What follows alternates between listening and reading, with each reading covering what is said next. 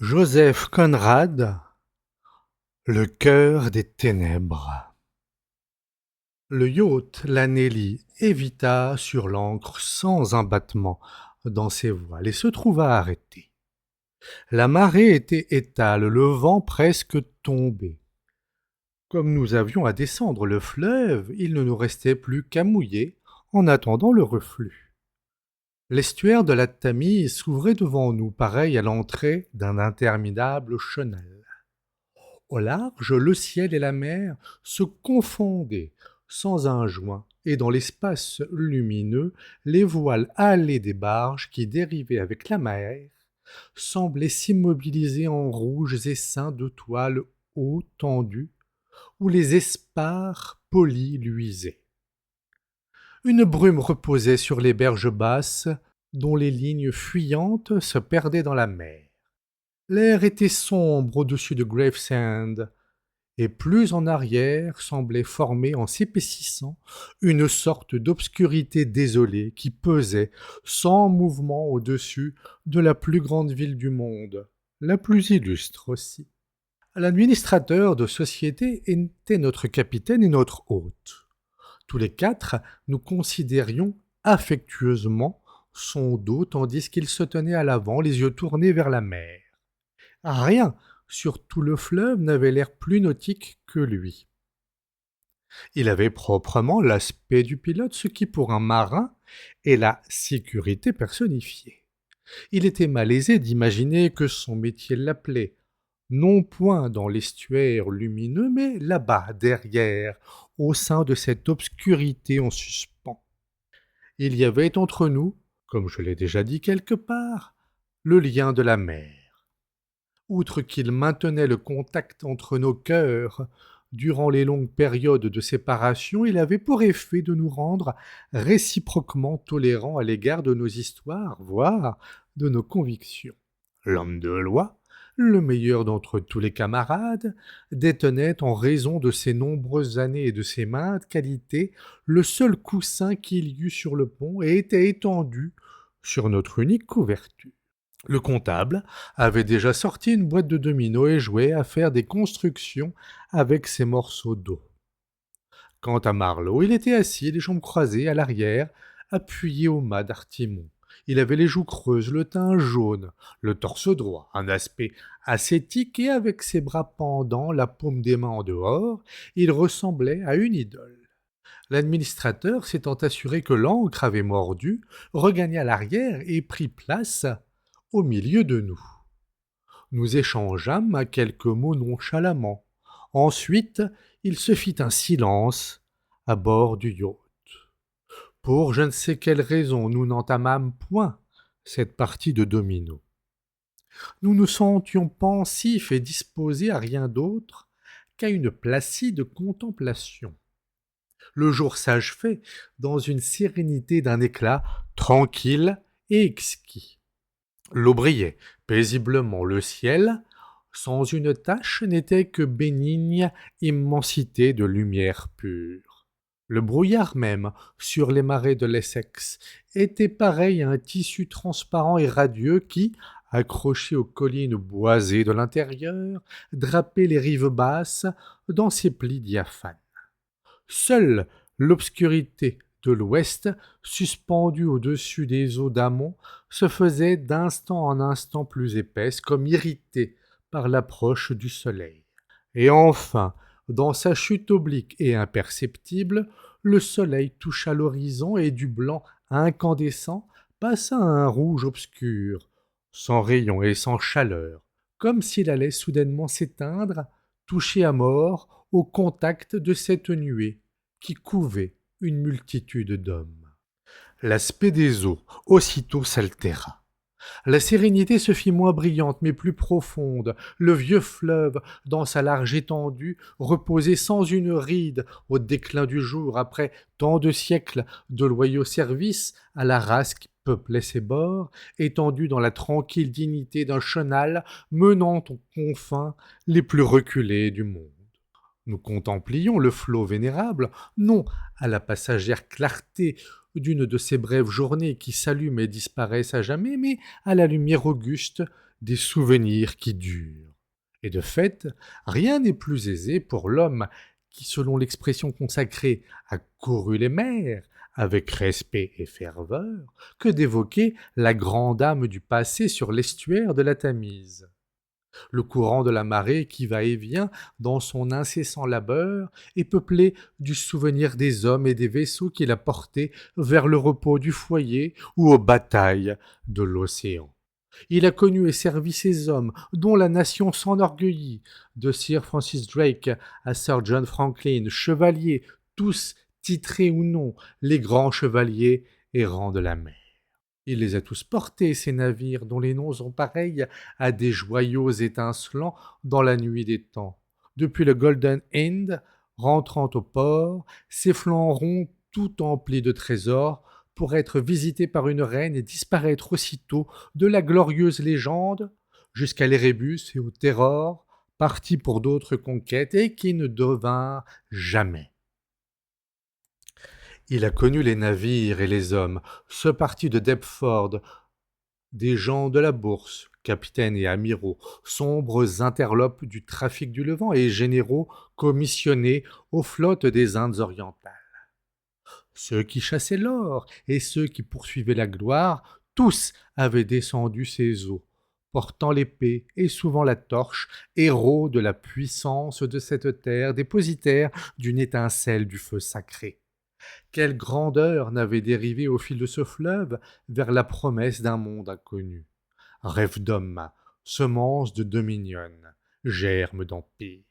Le soleil s'était couché, l'ombre tomba sur les eaux, et des lumières commencèrent à apparaître au long du rivage. Le phare de Chapman, hissé comme sur trois pattes au-dessus de son banc de vase, jetait un vif éclat. Des feux de navires glissaient dans le chenal, faisaient un grand remuement de lueurs qui avançaient ou s'éloignaient. Et plus à l'ouest, au-dessus des eaux d'un mont, l'emplacement de la ville monstrueuse demeurait sinistrement marqué dans le ciel, nuée pesante durant le jour, reflet livide sous les étoiles. Et ceci aussi, dit Marlowe tout à coup, a été un des endroits sauvages de la terre. Il était le seul d'entre nous qui courut encore les mers. Le pis qu'on eût pu dire de lui, c'est qu'il ne représentait pas son espèce. C'était un marin, mais un vagabond aussi, alors que la plupart des marins mènent, si l'on peut ainsi s'exprimer, une vie sédentaire. Leur âme est casanière, leur maison, le navire, est toujours avec eux, et pareillement leur pays, qui est aussi la mer. Aucun navire qui ne ressemble à un autre navire, et la mer est toujours la même. Dans l'immuabilité de ce qui les entoure, les rivages étrangers, les visages étrangers, également la changeante immensité de la vie, tout demeure distant à leurs yeux, voilé non pas par le sens du mystère, mais par leur ignorance dédaigneuse. Car il n'est rien de mystérieux pour un marin en dehors de la mer elle-même, qui est maîtresse de son existence et aussi impénétrable que la destinée.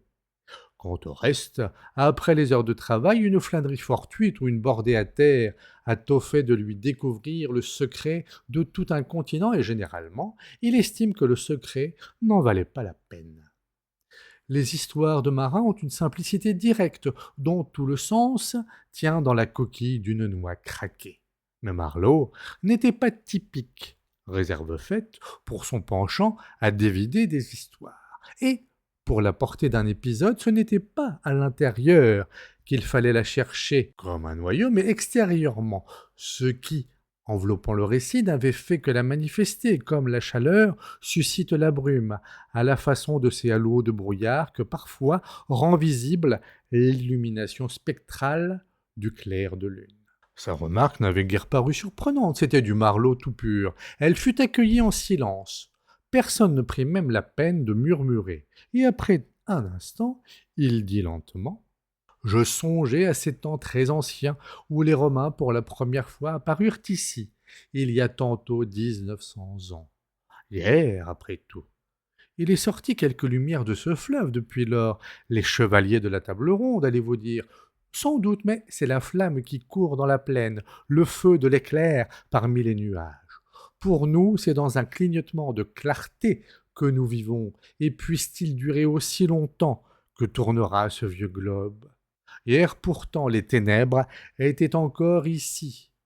Imaginez l'état d'âme du capitaine d'une jolie... Comment appelez-vous ça?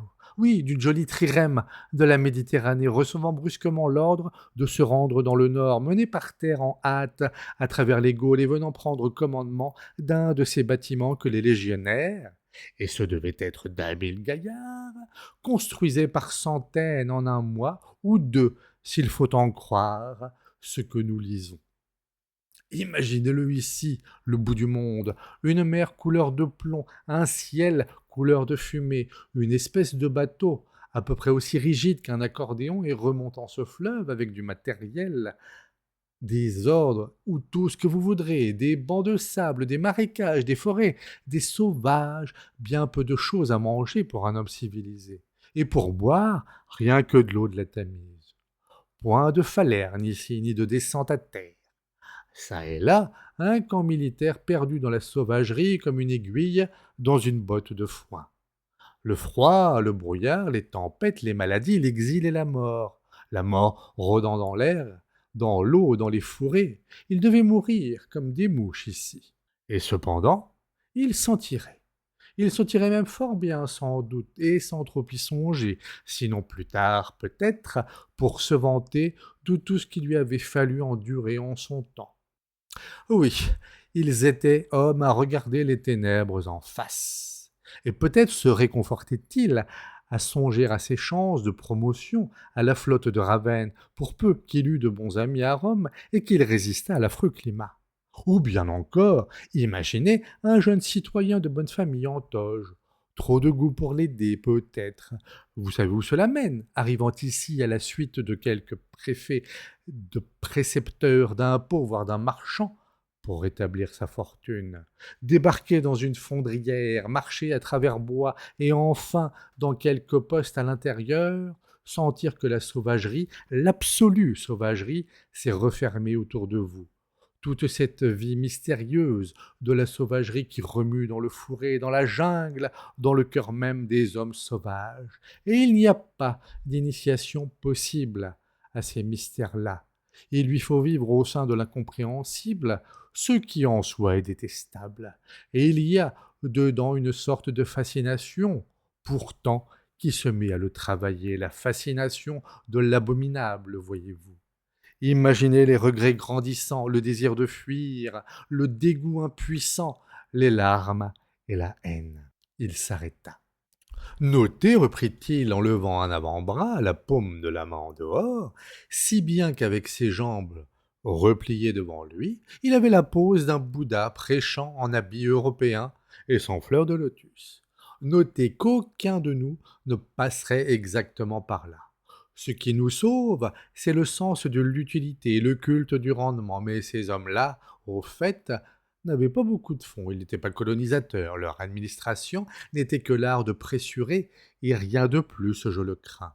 C'étaient des conquérants et pour cela il ne vous faut que la force matérielle, rien dont il y ait lieu d'être fier lorsqu'on la détient, puisque votre force n'est tout juste qu'un accident résultant de la faiblesse des autres. Il mettait la main sur tout ce qu'il pouvait attraper, pour le seul plaisir de tenir ce qu'il y avait à posséder. C'était là proprement pillage avec violence, meurtre prémédité, sur une grande échelle, et les hommes y allant à l'aveugle, comme font tous ceux qui ont à se mesurer aux ténèbres.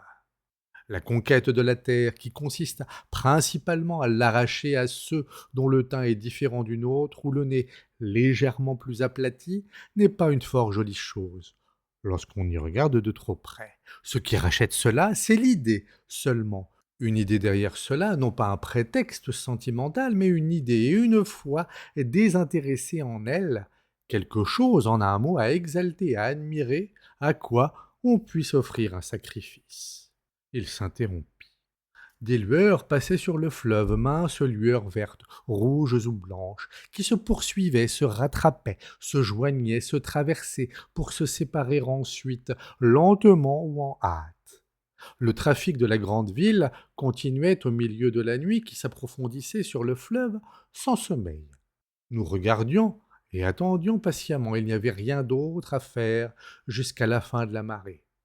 Ce ne fut qu'après un long silence quand il nous dit d'une voix hésitante: je suppose que vous vous souvenez, vous autres, qu'une fois je me suis fait marin d'eau douce pour quelque temps, que nous comprîmes que nous étions destinés, avant que le reflux ne se fît sentir, à entendre le récit d'une des inconcluantes expériences de Marlowe. Je n'ai pas l'intention de vous infliger le détail de ce qui m'est arrivé personnellement, commença-t-il, non sans trahir par cette remarque l'erreur commune à tant de conteurs qui semblent si souvent ne point se douter de ce que leur auditoire préférerait entendre. Pourtant, pour apprécier l'effet produit sur moi, il faut bien que vous sachiez comment je fus amené là-bas, ce que j'y vis et comment je remontai ce fleuve jusqu'à l'endroit où pour la première fois je me trouvai en présence du pauvre diable. C'était le point extrême, accessible à la navigation. Ce fut aussi le point culminant de mon aventure. Il me parut répandre une sorte de lumière sur toute chose autour de moi et dans mes pensées. Il était sombre à souhait, cependant, et lamentable, point extraordinaire, en quoi que ce fût, pas très clair non plus, non pas très clair, et néanmoins il semblait répandre une espèce de lumière. Je venais tout juste à ce moment, vous vous en souvenez, de rentrer à Londres, après force service dans l'océan Indien, le Pacifique, les mers de Chine, une dose régulière d'Extrême-Orient, quoi. 6 ans ou peu s'en faut, et je flânais de ci de là, vous empêchant de travailler et envahissant vos foyers, tout comme si j'avais reçu mission du ciel de vous civiliser. Ce fut charmant pour un temps, mais j'en eus bientôt assez de me reposer. Je commençai alors à chercher un navire, la plus dure corvée, je crois bien, qui soit au monde. Mais les navires ne daignaient même pas s'apercevoir de mon existence, et de ce jeu-là aussi, je finis par me lasser. Or, quand j'étais gamin, j'avais la passion des cartes, je restais des heures à considérer l'Amérique du Sud ou l'Afrique ou l'Australie, perdue dans toutes les gloires de l'exploration. À cette époque, il y avait pas mal d'espaces blancs sur la Terre, et quand j'en apercevais un sur la carte qui avait l'air particulièrement attrayant, mais ils ont tous cet air-là, je posais le doigt dessus et je disais: quand je serai grand, j'irai là. Le pôle Nord fut l'un de ces blancs, je me rappelle. Je n'y suis pas encore allé et à présent je n'essaierai pas, le prestige a disparu. D'autres blancs étaient dispersés autour de l'équateur et par toutes sortes de latitudes sur les 2 hémisphères. Je suis allé voir certains d'entre eux, mais ce n'est pas de cela qu'il s'agit. Il y en avait un cependant, le plus grand, le plus blanc, si j'ose dire, qui, entre tous, m'attirait. Il est vrai qu'au moment où je vous parle, ce n'était plus un vrai blanc. Depuis mon enfance, il s'était garni de rivières, de lacs, de noms. Il avait cessé d'être un vide espace de mystérieuses délices, l'endroit vierge à faire glorieusement rêver un enfant. C'était devenu une région de ténèbres. Il y avait là notamment un fleuve, un énorme fleuve qu'on distinguait sur la carte, pareil à un immense serpent déroulé, la tête dans la mer, son corps au repos, s'étendant au loin, au travers d'une vaste contrée, la queue perdue dans les profondeurs de l'intérieur, et tandis que j'en contemplais la carte à une devanture, il me fascinait comme un serpent le ferait d'un oiseau, un pauvre petit oiseau, sans cervelle. Ensuite, je me souvins qu'il existait alors une grosse entreprise, une compagnie pour le commerce, sur ce fleuve.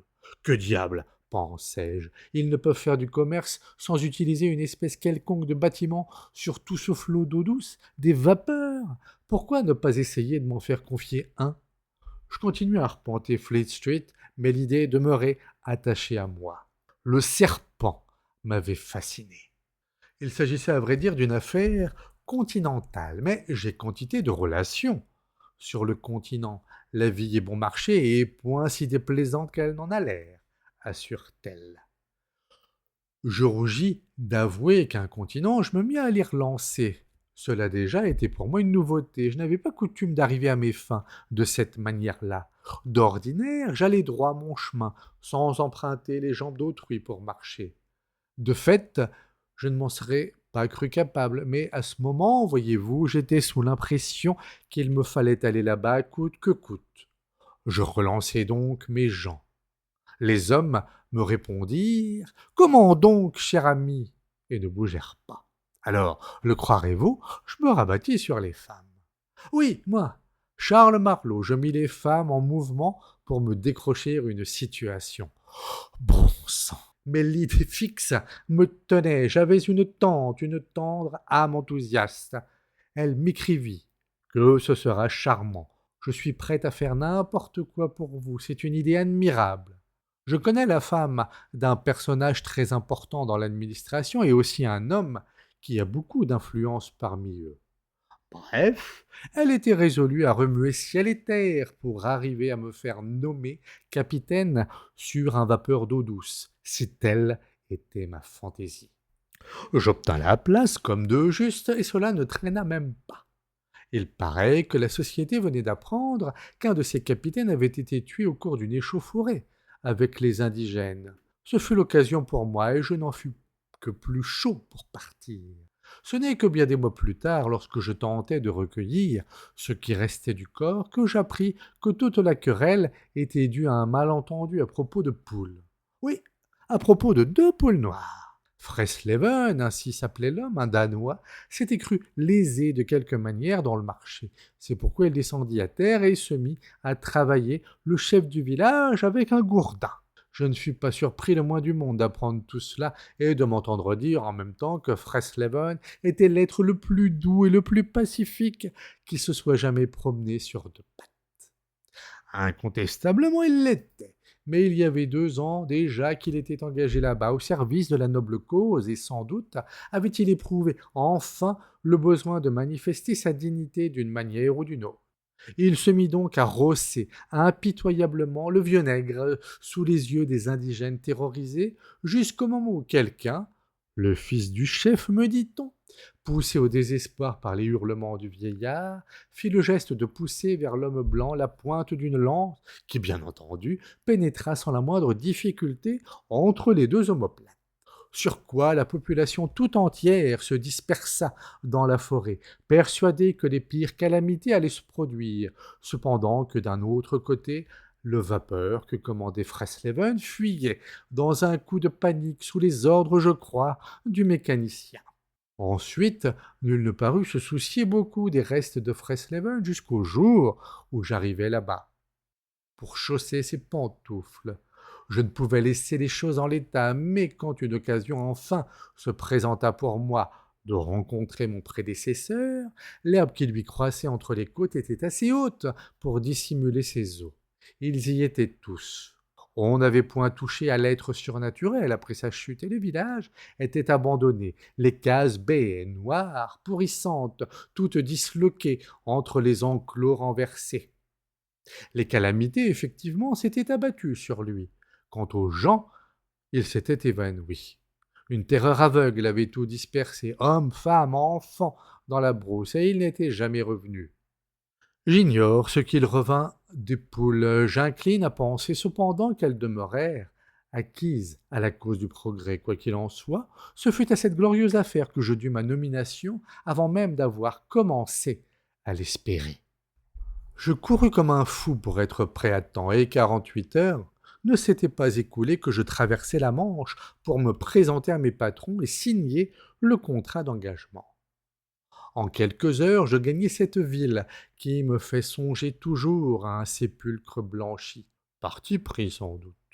Je n'eus guère de peine à trouver les bureaux de la société.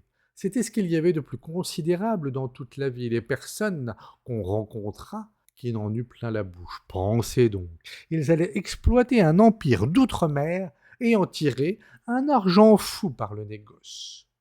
Une rue étroite et déserte, dans une ombre profonde, de hautes maisons, aux fenêtres innombrables, garnies de jalousies, un silence de mort, l'herbe poussant entre les pavés, d'imposantes entrées cochères, à droite et à gauche, d'immenses portes à double battant, mornement entrebâillées. Je m'insinuai dans l'une de ces fissures, gravis à un escalier nu et soigneusement balayé, aussi aride que désert, et poussai à la première porte que j'avisai. 2 femmes, l'une grasse et l'autre maigre, étaient assises sur des chaises de paille et tricotaient de la laine noire. La femme maigre se leva et s'avança droit sur moi en continuant de tricoter, les yeux baissés, et déjà je songeais à m'écarter devant elle comme on ferait pour une somnambule, quand elle s'arrêta et redressa la tête. Sa robe était aussi unie qu'un fourreau de parapluie. Elle fit demi-tour sans ouvrir la bouche et entra devant moi dans une antichambre. Je donnai mon nom et jetai les yeux autour de moi. Il y avait une table de bois blanc au milieu, des chaises toutes simples au long des murailles et au bout de la pièce, une grande carte brillante bariolée de toutes les couleurs de l'arc-en-ciel. Beaucoup de rouge, qui fait toujours plaisir à voir parce qu'on sait que là, du moins, on travaille effectivement. Une quantité de bleu, un peu de vert, quelques taches oranges et, sur la côte est, une bande pourpre pour indiquer l'endroit où les joyeux pionniers du progrès dégustent le joyeux lager. Mais il n'y avait là rien pour moi, j'étais destiné au jaune, tout juste au centre. Et le fleuve était là aussi, fascinant, terriblement, comme un serpent. Une porte s'ouvrit. Une tête de secrétaire à cheveux blancs, avec une expression pleine de compassion apparut, et un index osseux en même temps me fit signe de pénétrer dans le sanctuaire. La lumière y était avare et une lourde table à écrire s'étalait au milieu. Derrière ce monument se distinguait quelque chose de crapulent et de blême dans une redingote. C'était le grand homme en personne. Il était haut de 5 pieds 6 pouces, me parut-il, et tenait dans son poing les ficelles de combien de millions. Il me serra la main, je crois, murmura quelque chose vaguement, se déclara satisfait de mon français. Bon voyage. Au bout de 45 secondes, je me retrouvai dans l'antichambre auprès du secrétaire compatissant qui, plein de désolation et de sympathie, me fit signer un document. Je crois bien que je m'y engageai, entre autres choses, à ne révéler aucun secret commercial. Eh oui, ce n'était pas mon intention. Je commençais à me sentir mal à l'aise. Vous savez que je n'ai pas l'habitude de ces sortes de cérémonies. Il y avait quelque chose de sinistre dans l'atmosphère. C'était tout juste comme si je venais d'être admis dans une espèce de conspiration, je ne sais quoi de pas tout à fait honnête, et je fus enchanté de m'échapper. Dans l'autre pièce, les 2 femmes tricotaient leur laine noire, fiévreusement. Des gens arrivaient, et la plus jeune allait et venait en les introduisant.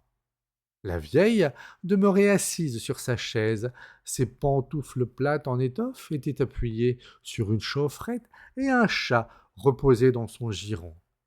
Elle portait une chose blanche empesée sur la tête, elle avait une verrue sur la joue et des lunettes d'argent pendaient au bout de son nez.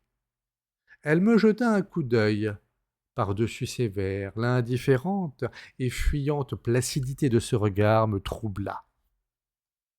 De jeunes hommes, l'air joyeux et insouciant, étaient introduits à ce moment, et elle leur lança le même preste coup d'œil de sagesse impassible. Elle semblait ne rien ignorer de moi-même, ni de ces deux-là. Une impression inquiétante m'envahit. Elle avait l'air fatale et au-dessus de toute chose. Souvent, quand je fus là-bas, je revis ces 2 créatures, gardiennes de la porte des ténèbres, tricotant leur laine noire comme pour en faire un chaud linceul, l'une introduisant sans trêve dans l'inconnu, l'autre scrutant les visages joyeux et insouciants de ses vieux yeux impassibles. Ave, vieille tricoteuse de laine noire, mouriturit et salotante. De tous ceux qu'elle regarda ainsi, il n'en est pas beaucoup qui la revirent. Moins de la moitié, il s'en fout. Le vieux docteur me tâta le pouls, tout en pensant évidemment à autre chose. Bon, pour là-bas, marmotta-t-il ensuite avec un certain intérêt. Il me demanda si je l'autorisais à prendre la mesure de mon crâne. Un peu surpris, j'y consentis, sur quoi il sortit une espèce d'instrument pareil à un calibre et releva mes dimensions par devant, par derrière, de tous côtés, en prenant soigneusement des notes. C'était un petit homme, mal rasé, en veston élimé, d'étoffe sèche comme de la gabardine, les pieds dans des pantoufles, et qui me fit l'effet d'un fou inoffensif. Je demande toujours la permission, dans l'intérêt de la science, de mesurer le crâne de ceux qui s'en vont là-bas. Le faites-vous aussi, quand ils reviennent demandai-je. Oh, répondit-il, je ne les vois jamais, et de plus, c'est à l'intérieur que les modifications se produisent. Il sourit, comme à une douce plaisanterie. Ainsi, vous allez là-bas, fameux, intéressant aussi. Il me jeta un coup d'œil pénétrant, prit encore une note. Aucun cas de folie dans votre famille demanda-t-il d'un ton tout naturel. Je me sentis plutôt froissé. Cette question est-elle dans l'intérêt de la science également? Il serait intéressant pour la science de suivre sur place les modifications mentales de l'individu, mais je lui coupai la parole. Êtes-vous aliéniste? Tout médecin devrait l'être un tant soit peu, me répondit cet original imperturbablement. J'ai une petite théorie qu'il vous appartient à vous autres, messieurs, qui allez là-bas, de justifier. Tel est mon lot parmi les avantages que mon pays est appelé à recueillir de la possession d'une si magnifique dépendance. La vulgaire richesse, je la laisse aux autres. Pardonnez-moi ces questions, mais vous êtes le premier Anglais que j'ai l'occasion d'observer. Je me hâtai de l'assurer que je ne devais en aucune façon être considéré comme représentant mon espèce. Si je l'étais, ajoutai-je, je ne bavarderai pas ainsi avec vous. Ce que vous dites est plutôt profond et probablement erroné, me dit-il en riant. Évitez toute irritation plus que l'exposition au soleil. Adieu. Comment dites-vous cela en Angleterre? Goodbye. Eh bien, goodbye, adieu. Avant tout, sous les tropiques, il faut conserver son calme. Il éleva un index significatif. Du calme, du calme. Adieu. Il ne me restait plus qu'à prendre congé de mon excellente tante. Je la trouvai triomphante. Elle m'offrit une tasse de thé, la dernière tasse de thé convenable, et pour combien de jours, et dans une pièce qui répondait de la manière la plus flatteuse à l'idée qu'on se fait du salon d'une dame, nous eûmes une longue causerie tranquille au coin du feu. Au cours de ces confidences, il m'apparut clairement que j'avais été représenté à la femme du haut dignitaire, et Dieu sait à combien d'autres encore, comme un être exceptionnellement doué, une chance pour la compagnie. Un des hommes dont on ne s'attache pas le pareil tous les jours. N'empêche qu'avec tout cela, c'était d'un méchant rafio de 4 sous que j'allais prendre le large, sans parler du sifflet d'un sou qui le complétait. Du moins, j'allais être désormais l'un des pionniers avec un grand P, s'il vous plaît, quelque chose comme un émissaire de lumière, une espèce d'apôtre aux petits pieds. Un flot de sornettes de ce genre avait été lâché à cette époque, en paroles et en écrits, et la brave femme, qui vivait au cœur même de cette plaisanterie, en avait tout simplement perdu la tête. Elle ne parlait que d'arracher ces millions de créatures ignorantes à leurs affreuses coutumes, si bien que je finis par me sentir gêné. Je me risquai à suggérer qu'après tout, la compagnie avait pour but de réaliser des bénéfices.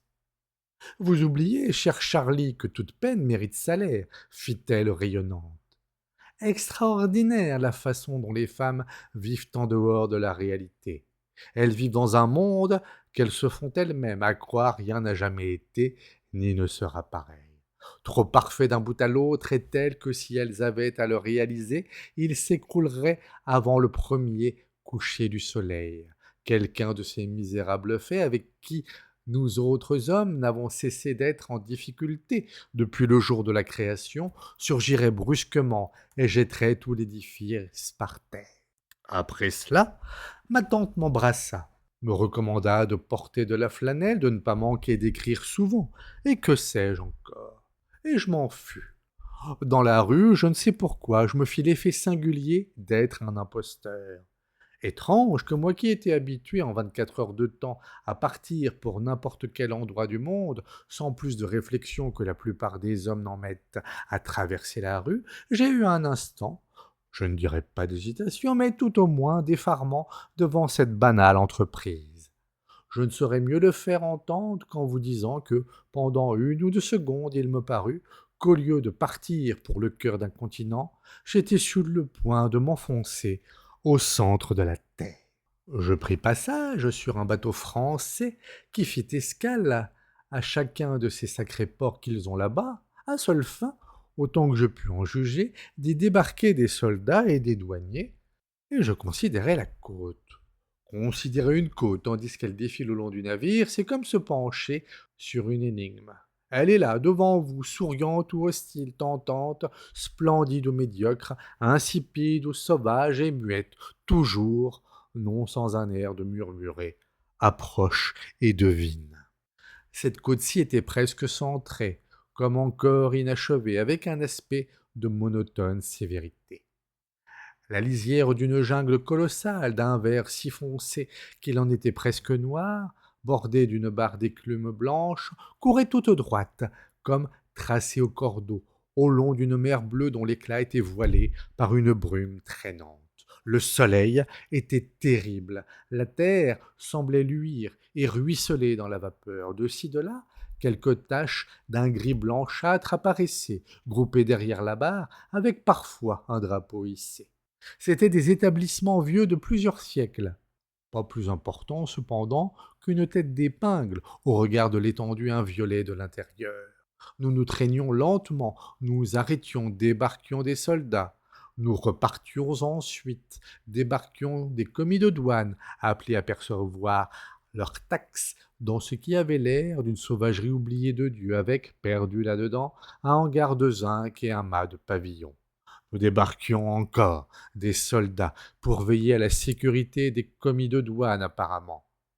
Quelques-uns, à ce que j'ai appris, se noyaient en franchissant la barre, mais qu'il en fût ainsi ou non, personne ne paraissait y attacher la moindre importance.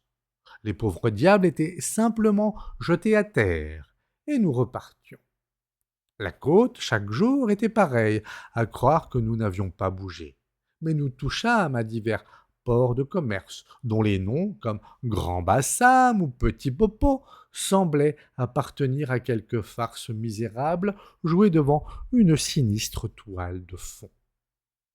Mon désœuvrement de passager, l'isolement parmi tous ces hommes avec qui je n'avais pas de point de contact, la mer huileuse et indolente, la sombre uniformité de cette côte semblaient me tenir à l'écart de la réalité des choses, dans l'oppression d'une sorte de lamentable et absurde fantasmagorie.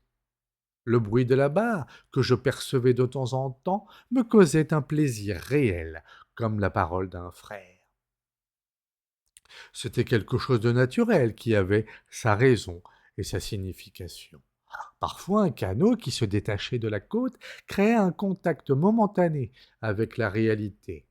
Il était monté par des pagayeurs noirs. On pouvait voir de loin le blanc de leurs yeux qui luisaient. Ils criaient ou ils chantaient, leur corps ruisselait de sueur, ils avaient des visages pareils à des masques grotesques, ces gaillards, mais ils avaient des os, des muscles, une vitalité sauvage, une intense énergie de mouvement qui était aussi naturelle et authentique que la barre au long de leur côte. Ils n'avaient pas besoin d'excuses pour justifier leur présence. C'était un grand soulagement de les considérer. Pour un temps, je sentais que j'appartenais toujours à un monde de faits positifs, mais cette impression ne durait guère. Quelque chose ne tardait pas à survenir qui avait au fait de la dissiper. Un jour, je m'en souviens, nous rencontrâmes un navire de guerre mouillé au large du rivage. Il n'y avait même pas de hangar là, et cependant, il canonnait la brousse. Il paraît que les Français avaient une guerre en cours dans les parages. Le pavillon pendait, flasque comme une loque. La gueule des longs canons de 8 pouces hérissait de toutes parts la coque basse que la houle, grasse et boueuse, soulevait paresseusement pour la laisser ensuite retomber en faisant osciller les mâts effilés. Dans la vide immensité du ciel, de l'eau et de la terre, il restait là, incompréhensible, à canonner un continent. Boum! Faisait l'une des pièces de 8 pouces. Une courte flamme jaillissait et s'évanouissait. Un peu de fumée s'évaporait, un pauvre petit projectile passait en sifflant, et rien ne se produisait. Que put-il se produire d'ailleurs? Il y avait je sais quelle touche de folie dans toute cette affaire, une impression de drôlerie macabre dans ce spectacle, et elle ne fut pas, pour la dissiper, l'assurance que me donna sérieusement quelqu'un à bord qu'il y avait un camp d'indigènes, il disait d'ennemis, caché hors de vue, là, quelque part. Nous remîmes ces lettres à ce navire solitaire, dont j'appris que les hommes étaient emportés par la fièvre à raison de 3 par jour, et nous repartîmes. Nous fîmes escale à quelques autres endroits, au nom bouffon, où la joyeuse danse du commerce et de la mort va son train dans une immobile et terreuse atmosphère de catacombes surchauffées, au long d'une côte sans forme, bordée par une terre dangereuse, comme si la nature elle-même eût voulu en écarter les intrus. Dans les eaux ou en vue des fleuves, vivants courants de mort, dont les berges pourrissaient parmi la vase, dont le flot, épaissi par la boue, inondait des palétuviers convulsés qui semblaient se tordre vers nous, comme dans l'excès d'un désespoir impuissant. Nulle part l'arrêt ne fut assez long pour permettre une impression particulière, mais d'une manière générale, je sentais s'accentuer en moi un sentiment d'étonnement, confus et déprimant. C'était comme une sorte de morne pèlerinage parmi des éléments de cauchemar. Il se passa plus de 30 jours avant qu'on aperçût l'embouchure du grand fleuve. Nous jetâmes l'ancre en face du siège du gouvernement, mais mon rôle ne devait commencer qu'à quelque 300 kilomètres plus loin. C'est pourquoi, aussitôt qu'il fut possible, je gagnai un endroit à 30 milles en amont. Je fis le voyage sur un petit vapeur de haute mer. Le capitaine, un Suédois, en apprenant que j'étais marin, m'invita à monter sur la passerelle. C'était un jeune homme maigre, blond, morose, avec des cheveux raides et une allure traînarde. Comme nous quittions le misérable petit wharf, il désigna la rive d'un hochement méprisant. Vous êtes descendu là? Je lui dis que oui. Fameux, ces types du gouvernement, pas vrai? Continua-t-il. Il parlait anglais avec une grande précision et une remarquable amertume. Étrange ce que certaines gens consentent à faire pour quelques francs par mois. Je me demande ce qu'il advient à ces gens-là lorsqu'ils s'avancent dans l'intérieur. Je répondis que je comptais bien être fixé là-dessus avant longtemps. Avant longtemps, s'écria-t-il, il traversa le pont, en traînant la semelle, sans quitter la route des yeux. Ne soyez pas si sûr de votre affaire. L'autre jour, j'en ai chargé un qui s'est pendu en route, et c'était un Suédois. Pendu! M'écriai-je. Et pourquoi, grand Dieu? Il ne détourna pas son regard vigilant. Que sais-je, sans doute en avait-il assez du soleil, ou du pays, peut-être. À la fin, le fleuve s'élargit. Une falaise rocheuse apparut, des monticules de terre retournés sur la rive, des maisons sur une colline, d'autres avec des toits de fer perdus dans un chaos d'excavation ou accrochés au versant. Un bruit incessant de rapide en amont planait au-dessus de ce paysage de dévastation habitée. Des hommes, en général noirs et nus, allaient et venaient comme des fourmis. Une jetée s'avançait dans le fleuve et un soleil aveuglant noyait parfois l'ensemble dans une recrudescence subite d'éclat. Voilà le poste de votre compagnie, fit le Suédois, en désignant du doigt 3 édifices de bois pareils à des baraquements sur la pente rocheuse. Je vous fais monter vos affaires. 4 caisses, dites-vous? Parfait. Au revoir. Je donnai sur une chaudière vautrée dans l'herbe et trouvai un sentier qui gravissait la colline. Il faisait un coude de temps en temps pour éviter les blocs de rochers, voire un wagonnet échoué sur le dos, les roues en l'air.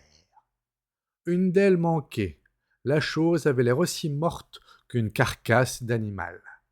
Je tombai sur d'autres pièces de machine, un tas de rails rouillés. À ma gauche, un bouquet d'arbres faisait un flot d'ombre où des choses obscures semblaient remuer faiblement. Je bronchais. La côte était roide.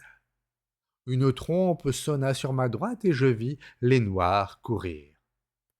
Une détonation puissante et sourde secoua le sol, une bouffée de fumée s'éleva de la falaise, et ce fut tout. Aucun changement n'apparut sur l'aspect du roc. Il construisait un chemin de fer, sans doute la colline n'était-elle pas à l'alignement. À ces coups de mine sans objet se bornaient du reste les travaux. Un léger tétement derrière moi me fit tourner la tête. 6 nègres à la file gravissaient péniblement le sentier. Ils marchaient, raides et lents, balançant de petites corbeilles de terre sur la tête, et le tintement marquait la mesure de leurs pas. Des haillons noirs étaient noués autour de leurs reins, et les petits bouts leur pendillaient derrière le dos comme des queues. On distinguait chacune de leurs côtes, et les articulations de leurs membres étaient pareilles à des nœuds dans un câble. Chacun avait un collier de fer autour du cou, et ils étaient tous attachés par une chaîne dont les maillons se balançaient avec un tintement rythmé. Une nouvelle détonation qui s'éleva de la falaise me fit ressouvenir de ce navire de guerre que j'avais aperçu, canonnant un continent. C'était la même voix sinistre, mais ces hommes-ci, par quel effort d'imagination voir en eux des ennemis. Aussi bien il était appelé que criminel, et la loi outragée, pareille aux obus explosifs, s'était abattue sur eux, insoluble mystère surgi de la mer. Les maigres poitrines haletaient toutes ensemble, les narines violemment dilatées frémissaient, leurs regards étaient tendus en l'air, fixement. Ils passèrent à moins d'un pas de moi, sans un coup d'œil, avec cette totale, cette mortelle indifférence du sauvage malheureux. Derrière cette matière première, l'un des régénérés, le produit des forces nouvelles à l'œuvre, flânait d'un air déprimé, tenant un fusil par le milieu.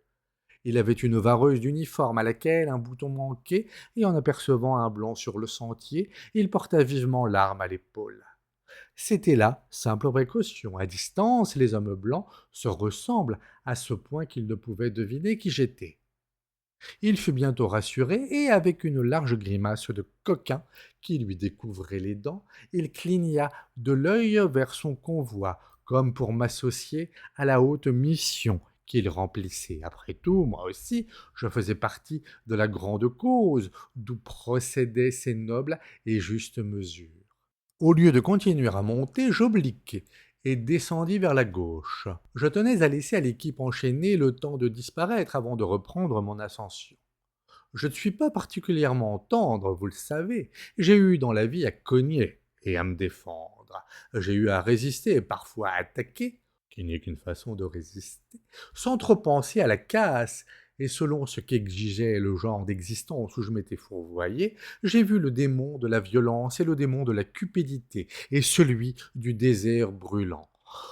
Bon sang, c'étaient là de vigoureux démons bien en chair, l'œil hardi, et c'étaient des hommes, entendez-vous, que ces démons-là commandaient et possédaient. Mais debout sur le flanc de la colline, j'eus le pressentiment que sous l'aveuglant soleil de ce pays, j'allais apprendre à connaître le démon flasque, hypocrite aux regards évasifs, le démon d'une folie rapace et sans merci. Ce qu'il pouvait être insidieux aussi. Je ne devais le découvrir que plusieurs mois plus tard et à quelques milliers de kilomètres de là. Un moment, je demeurai épouvanté, comme par un avertissement. Enfin, je me mis à descendre la colline obliquement dans la direction des arbres que j'avais aperçus. J'évitais un vaste trou artificiel que l'on avait creusé dans la pente et dont il me fut impossible de deviner l'objet. Ce n'était assurément ni une carrière ni une sablière, c'était un trou, sans plus. Peut-être avait-il quelque rapport avec le philanthropique désir de fournir quelque occupation aux criminels, qui sait. Ensuite, je faillis dégringoler dans une tranchée très étroite, à peine plus marquée qu'une coupure dans le flanc de la colline. Je constatai qu'une quantité de tuyaux de drainage importés y avait été jetés pêle-mêle. Pas un qui ne fût brisé. C'était un massacre sauvage. Enfin, je me trouvais sous les arbres, je me proposais simplement de flâner un instant à l'ombre, mais à peine fus-je entré, il me parut que je venais de pénétrer dans le cercle sinistre de je ne sais quel enfer. Les rapides étaient tout proches, et leur voix ininterrompue, uniforme, précipitée et jaillissante, remplissait la tranquillité désolée de ce petit bois où pas un souffle, Pas une feuille ne bougeait d'un bruit mystérieux, comme si le mouvement éperdu de la terre dans l'espace y fût subitement devenu perceptible. Des formes noires parmi les arbres étaient accroupies, gisantes ou assises, appuyées contre les troncs, collées à la terre, moins indiquées qu'effacées par la lumière trouble, dans toutes les postures de la douleur, de l'accablement et du désespoir. Un nouveau coup de mine éclata sur la falaise, suivi par un léger frémissement du sol sous mes pieds. L'œuvre se poursuivait, l'œuvre, et ceci était l'endroit où certains de ses serviteurs s'étaient retirés pour mourir. Ils mouraient lentement, aucun doute là-dessus. Ce n'étaient pas des ennemis, ce n'étaient pas des criminels. Ils n'étaient plus quoi que ce fût dans ce monde désormais, rien que les ombres noires de la maladie et de l'épuisement répandues confusément dans la pénombre verdâtre. Amenés de tous les points de la côte, en vertu de ce qu'il y a de plus régulier dans les contrats d'engagement à terme, dépaysés dans un milieu contraire, soumis à un régime inaccoutumé, ils ne tardaient pas à dépérir, cessaient d'être utiles et dès lors étaient autorisés à se traîner jusqu'ici et à reposer. Ces formes moribondes étaient libres comme l'air et presque aussi diaphanes. Je commençais à distinguer la lueur de leurs yeux sous les arbres. Ensuite, en regardant à mes pieds, j'aperçus un visage tout près de ma main. La noire ossature était étendue de toute sa longueur, l'épaule contre un arbre. Avec lenteur, les paupières se soulevèrent, les yeux creux me considérèrent, énormes et vides. Il y eut une sorte de clignotement aveuglé dans la profondeur des orbites. Elle s'éteignit peu à peu. L'homme ne semblait pas âgé, presque un jeune homme, mais avec ces gens-là, sait-on jamais. Je ne trouvais rien de mieux à faire que de lui tendre un de ces excellents biscuits de mer suédois que j'avais dans ma poche. Les doigts se fermèrent lentement sur lui et le retinrent. Il n'y eut ni un autre mouvement, ni un autre regard. Il y avait un bout de laine noué autour du cou. Pourquoi et d'où le tenait-il? Était-ce un insigne, un ornement, un fétiche, une façon d'acte propitatoire? Y avait-il une intention quelconque? Il y avait l'air saisissant sur ce cou noir, ce bout de cordon blanc venu de par-delà les mers. Près du même arbre, deux autres paquets d'angles aigus étaient tapis, les jambes remontées. L'un d'eux, le menton étayé sur les genoux, regardait dans le vide d'une manière intolérable et effrayante. Son frère fantôme se soutenait le front comme accablé d'un intense ennui, et alentour, d'autres encore étaient dispersés dans toutes les attitudes de l'effondrement et de la contorsion, ainsi qu'on en voit dans certains tableaux de massacre ou de peste. Tandis que je demeurais saisi d'horreur, l'un de ces êtres se dressa sur les mains et les genoux et se dirigea vers le fleuve à quatre pattes pour y boire. Il lapait l'eau dans le creux de sa paume. Ensuite, il s'assit au soleil, les tibias croisés devant lui, et au bout d'un instant laissa tomber sa tête laineuse sur sa poitrine. J'avais perdu toute envie de flâner à l'ombre, et je repris vivement le chemin de la station. Près des bâtiments, je rencontrai un homme blanc d'une élégance apprêtée si inattendue que tout d'abord je le pris pour une vision. J'apercevais un col droit empesé, des manchettes blanches, un veston d'alpaga léger, un pantalon immaculé, une cravate claire et des chaussures cirées. Pas de chapeau, mais sous le parasol doublé de verre qu'élevait une forte main blanche, des cheveux bien brossés huilés, avec une oreille au milieu. Il était déconcertant et il avait un porte-plume derrière l'oreille. J'échangeai une poignée de main avec ce miracle et j'appris qu'il était le chef comptable de la compagnie et que toute la comptabilité était tenue dans ce poste. Il était sorti un instant, me dit-il, pour respirer une bouffée d'air frais. L'expression me paraissait singulièrement surprenante, parce qu'elle suggérait la vie sédentaire dans un bureau. Je ne vous aurais du reste pas parlé du personnage, si ce n'était par lui que pour la première fois j'entendis prononcer le nom de l'homme qui reste indissolublement lié à tous mes souvenirs de cette époque. Et puis je me sentis du respect pour ce gaillard, et oui, j'éprouvais du respect pour ses faux cols, ses amples manchettes, ses cheveux bien brossés. Son aspect était certainement celui d'un mannequin de coiffeur, mais au milieu de la démoralisation de ce pays, il gardait le souci des apparences. Et cela, c'est de la force de caractère. Ses cols amidonnés, ses devants de chemise à prêter n'étaient ni plus ni moins que des preuves de caractère. Il y avait près de 3 ans qu'il était là, et par la suite, je ne pus m'empêcher de lui demander comment il s'y prenait pour arriver à exhiber ce linge-là. Il eut une imperceptible rougeur et répondit modestement: J'ai dressé une des femmes indigènes du poste. Cela n'a pas été sans peine. Elle n'avait aucun goût pour ce travail. Ainsi, cet homme avait réellement réalisé quelque chose. De plus, il était appliqué à ses livres qui étaient dans un ordre exemplaire. Tout le reste du poste n'était que confusion, tête, choses et bâtiments.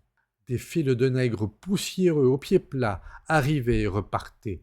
Un flot de produits manufacturés, coton de pacotille, verroterie et fils de laiton étaient dirigés vers les profondeurs des ténèbres, d'où découlait en revanche un mince filet d'ivoire précieux. Il me fallut attendre 10 jours au poste, une éternité. J'étais logé dans une baraque au milieu de la cour, mais pour échapper au chaos, j'allais me réfugier parfois chez le comptable. Son bureau était construit de planches posées de champs et si mal jointes que lorsqu'il se penchait sur sa haute table, il était zébré du cou au talon d'étroites raies de lumière. Il n'était pas besoin de pousser le lourd volet pour y voir clair.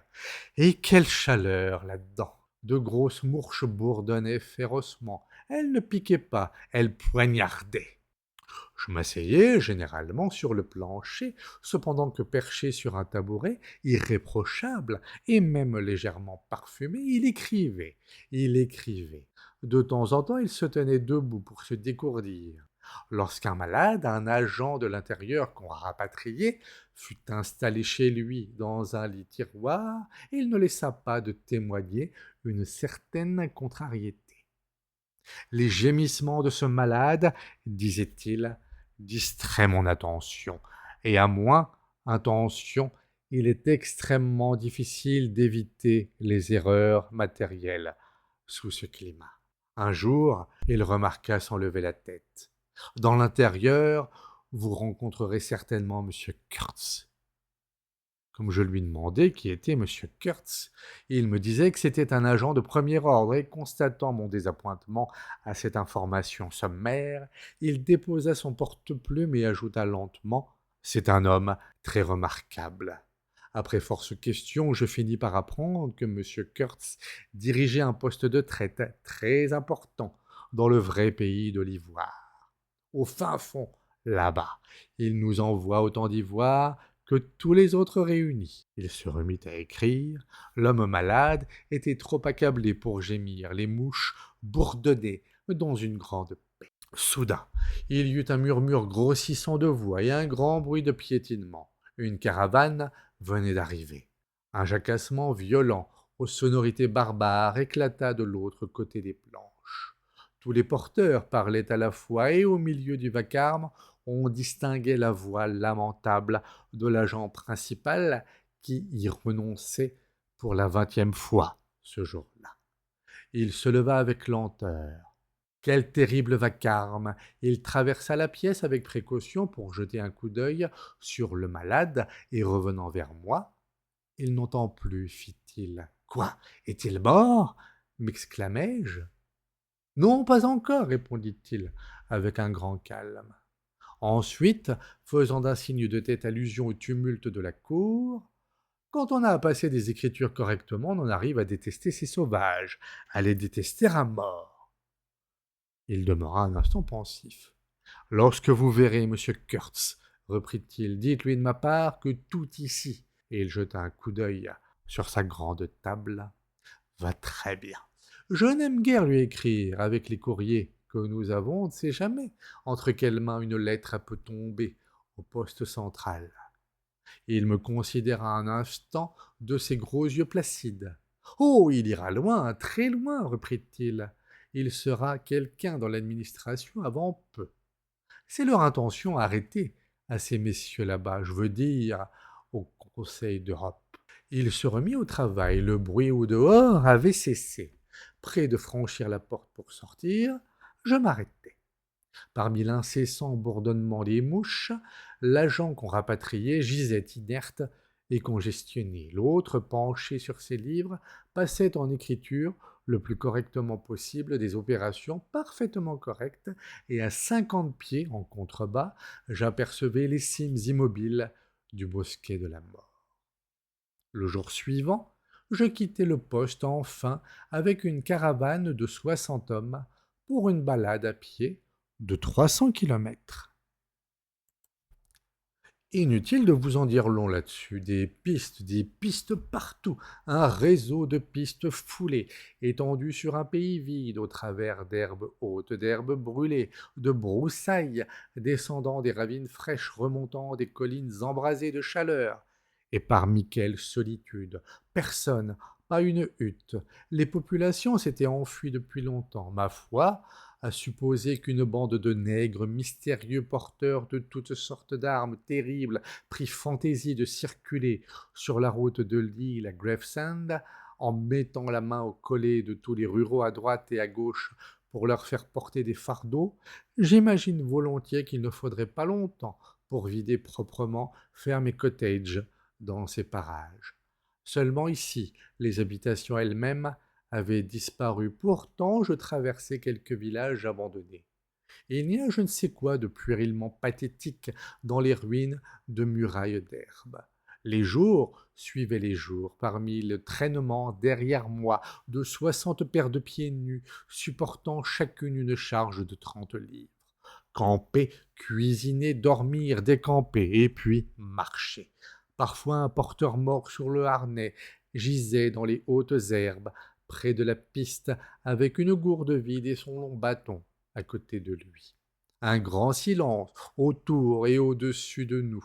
À peine, par certaines nuits tranquilles, le frémissement d'un tam-tam lointain, tour à tour s'effaçant et s'enflant, tremblement indistinct et vaste, rumeur étrange, attirante, évocatrice et barbare, dont le sens, peut-être, était aussi profond que le son des cloches en terre chrétienne. Un jour, un blanc en uniforme déboutonné campait au travers de la piste avec une escorte en armes de maigres zanzibaristes, fort hospitaliers et joviaux du reste, pour ne pas dire gris.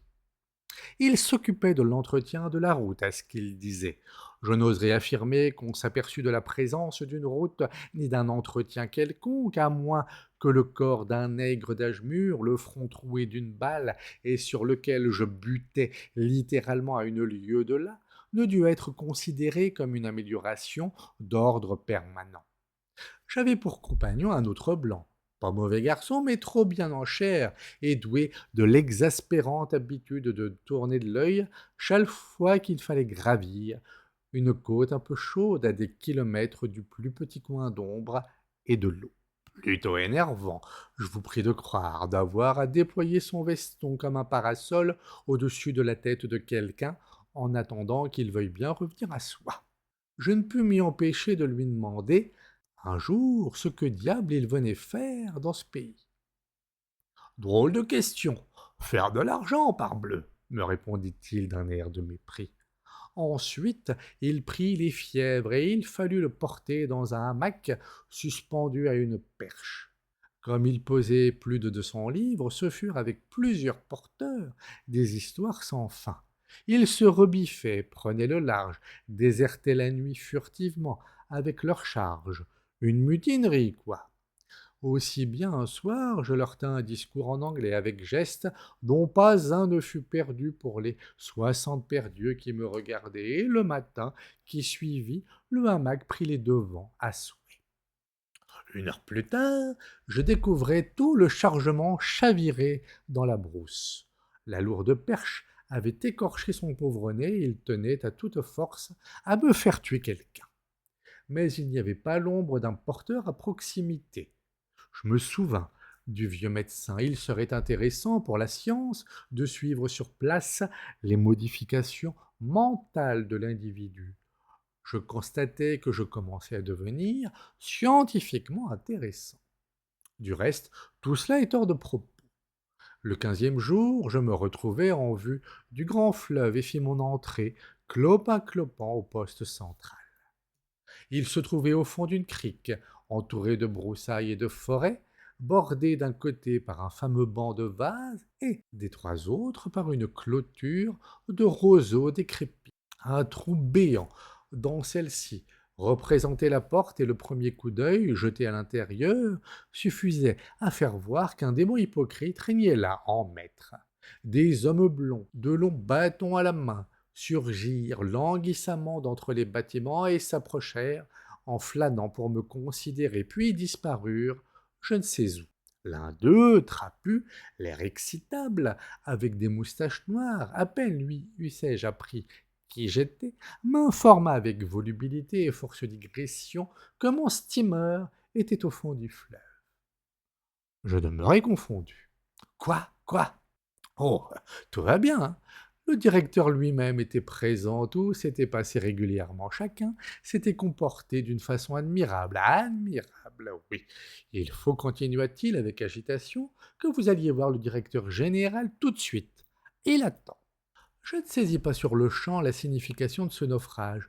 Je crois bien que je l'aperçois à présent, bien qu'au fond je n'ose rien affirmer. Sûrement cette histoire était trop stupide à y bien réfléchir pour être tout à fait naturelle. Cependant, mais au premier abord, je la considérais comme un sacré embêtement. Le steamer était bel et bien coulé. 2 jours auparavant, il s'était mis en route, pris d'une hâte subite pour le haut fleuve, avec le directeur à bord, et sous la conduite d'un patron de bonne volonté. 3 heures ne s'étaient pas écoulées qu'il crevait sur des pierres la coque du bateau qui était allé au fond près de la rive sud. Qu'allais-je faire désormais si mon vapeur était perdu? En fait, j'eus suffisamment à faire pour retirer du fleuve mon commandement, et il fallut m'y mettre dès le jour suivant. Cette opération et les réparations, lorsque j'eus amené les pièces au poste, me prirent quelques mois. Ma première entrevue avec le directeur fut curieuse. Bien que j'eusse 30 kilomètres dans les jambes ce matin-là, il ne m'invita pas à m'asseoir. Il était vulgaire de structure, de physionomie, de manière. Sa voix même était vulgaire. Il était de taille et de corpulence moyenne. Ses yeux, d'humble banal, étaient peut-être, il est vrai, remarquablement froids. Et il savait, certes, faire tomber sur vous un regard tranchant et lourd comme une hache. Mais même à ces moments-là, l'ensemble de sa personne semblait contredire son intention. Ses lèvres avaient par ailleurs une indéfinissable expression, à peine indiquée, quelque chose de furtif, un sourire qui n'était pas un sourire. Je le revois sans être capable de le décrire. C'était inconscient chez lui, ce sourire était inconscient, bien qu'il s'accentuât passagèrement après un mot. Ça avait l'air, à la fin de ses phrases, d'un sceau apposé sur ses paroles afin de rendre absolument indéchiffrable le sens de la phrase la plus triviale. Ce n'était du reste qu'un simple traitant employé depuis son enfance dans ces régions, rien de plus. Il était obéi, mais sans qu'il inspirât sympathie ni crainte, encore moins le respect.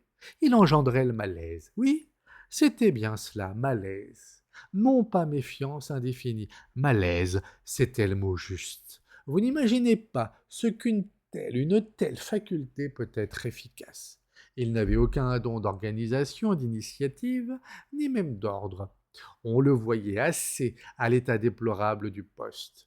Il n'avait ni instruction, ni intelligence. Sa situation lui était venue, on se demande pourquoi. Peut-être parce qu'il n'était jamais malade. Il avait passé 3 termes de 3 ans là-bas. Parce qu'une santé triomphante parmi la débâcle de toutes les constitutions est une espèce de force en soi. Quand il rentrait en congé, il faisait la fête en grand, pompeusement. Le matelot qui tire sa bordée, à l'apparence près, on le devinait, à ce qu'il laissait tomber dans la conversation. Il n'avait rien créé, il entretenait la routine et c'était tout. Il était grand, cependant il était grand, à cause d'une bien petite chose, à savoir qu'il était impossible de savoir ce qui pouvait en imposer à cet homme. Jamais il ne livrera son secret.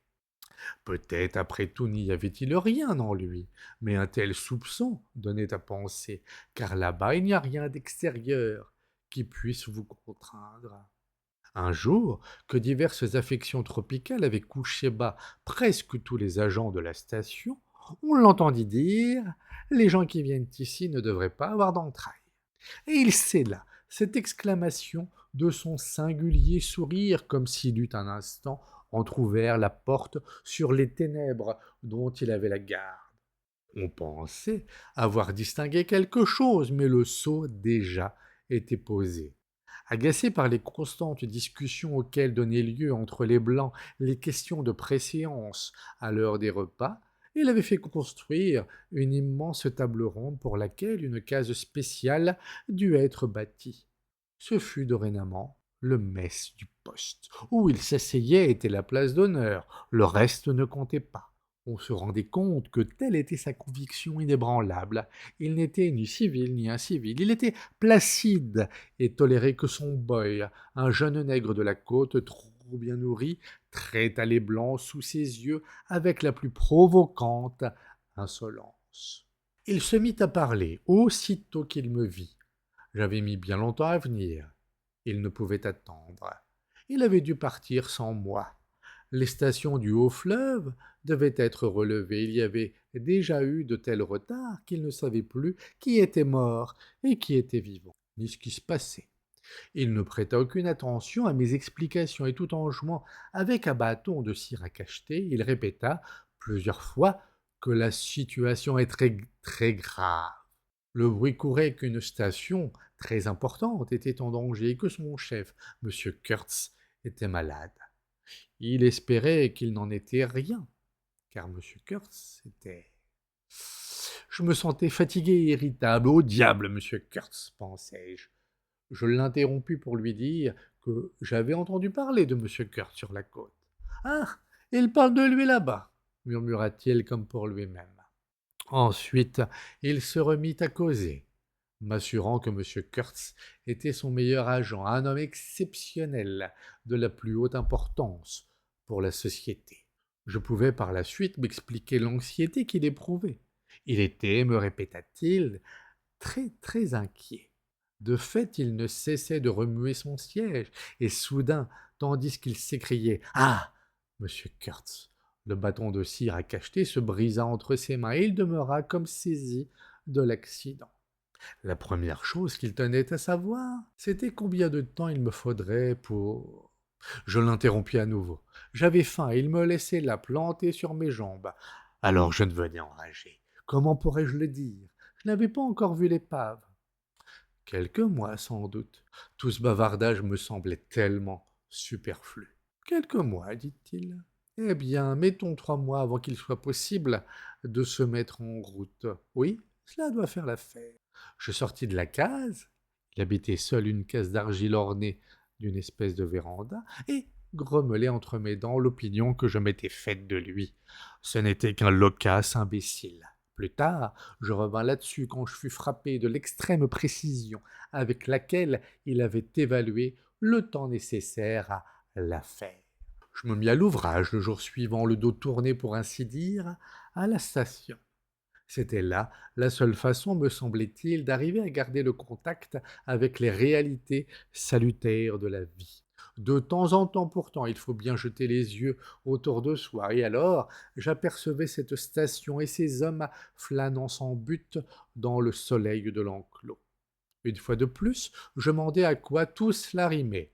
Ils se promenaient de ci de là, leurs absurdes, longs bâtons à la main, pareils à une bande de pèlerins infidèles qu'un sortilège eût tenus captifs derrière une clôture pourrissante. Le mot ivoire passait dans l'air, tour à tour murmuré ou soupiré. On eût cru qu'il lui adressait des prières, et une odeur de rapacité stupide flottait là-dessus comme un relent de cadavres. Bon sang, de ma vie, je n'ai jamais rien vu d'aussi peu réel, et alentour, la silencieuse sauvagerie enserrant ce petit morceau défriché de la terre me frappait comme quelque chose de grand et d'invincible, tel le mal ou la vérité, attendant patiemment la disparition de cette invasion fantastique. Ah, c'est moi. Mais passons. Divers événements se produisirent. Un soir, une paillote, emplie de calicots, de cotons imprimés, de verroteries et de je ne sais quoi d'autre, se mit à flamber si soudainement qu'on eût cru qu'un feu vengeur venait de jaillir de la terre entr'ouverte pour consumer toute cette pacotille. Je fumais ma pipe tranquillement auprès du vapeur démonté et les regardais de loin gesticuler parmi les lueurs, les bras levés, quand l'homme trapu aux moustaches se précipita vers le fleuve, un seau de fer-blanc à la main, en m'assurant que chacun se comportait d'une façon admirable. Il puisa ensuite environ 1 litre d'eau et repartit en courant. Je remarquai qu'il y avait un trou dans le fond de son seau. Je me rapprochai sans hâte. Il n'y avait pas à se presser, la chose s'était mise à flamber comme une boîte d'allumettes. Dès le premier instant, il n'y avait rien eu à faire. Les flammes avaient jailli très haut, repoussant tout le monde, embrasant toute chose, puis étaient retombées.